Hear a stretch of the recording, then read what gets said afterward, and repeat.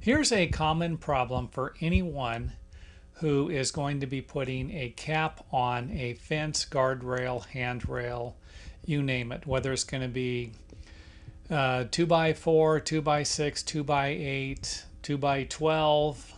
They do seem to twist like this. I mean, this is common. If you can imagine this, actually something like this on a guardrail or a handrail where somebody's actually going to be running their hands along this on a regular basis, then it could be a problem. Actually could create a safety problem for anyone to get their hands caught on this or a piece of clothing.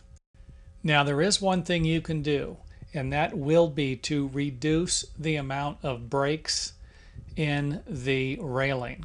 I mean, if you have a 16-foot stair handrail, let's say, then make sure that you use 16-foot lumber.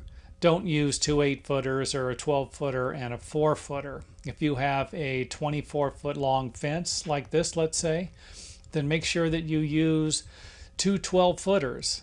If you have a 40-foot long fence, don't use four 10-footers when you can use two 20-footers. I mean, this really is the best solution to a problem like this, is to first start by reducing the amount of breaks in the fence. So in other words, get longer lumber so you don't have to deal with as many of these problems. I mean, let's face it, wood warps, it twists, it does a variety of things. I've seen people screw this stuff down, nail it down. I've seen them plane it off when it gets this high, grab an electric planer and plane it off, and within a year it's warped back again.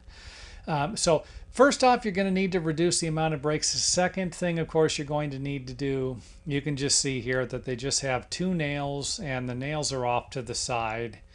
And of course, the side where the nails are on, realistically, it's not pulling up there, is it? So wouldn't be a bad idea to put a few more nails in something like this. And realistically, this would be a good spot to put some screws in it while you're building it, not after. Now, if you have something like this on an existing fence and you need to fix it, most of the time you can just grab a clamp and like a C-clamp and pull the two boards together and then use some screws.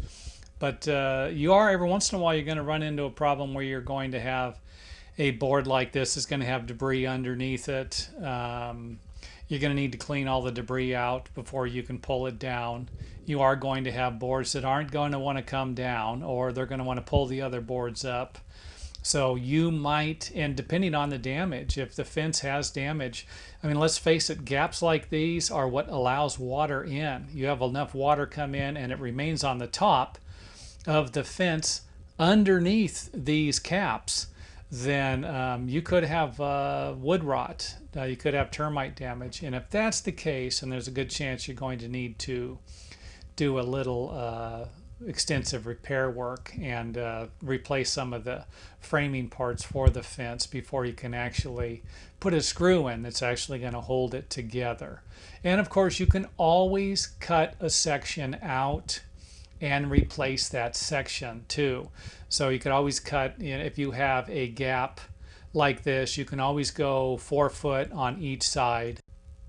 Or should I say 4 foot on the right side, 4 foot on the left side of the break here. Make a cut each, just basically cut the damage out and put a new board on, and hopefully that will solve your problem. Sometimes you're going to have damage in an area like this, but you won't have it 2 feet away on either side of the break, if of course the break is what's actually causing the damage, and then that would allow you to put another board in and fasten it securely to the top of the fence and hopefully eliminate this. So anyway, I hope this helps. If it does, hit me with the old thumbs up button.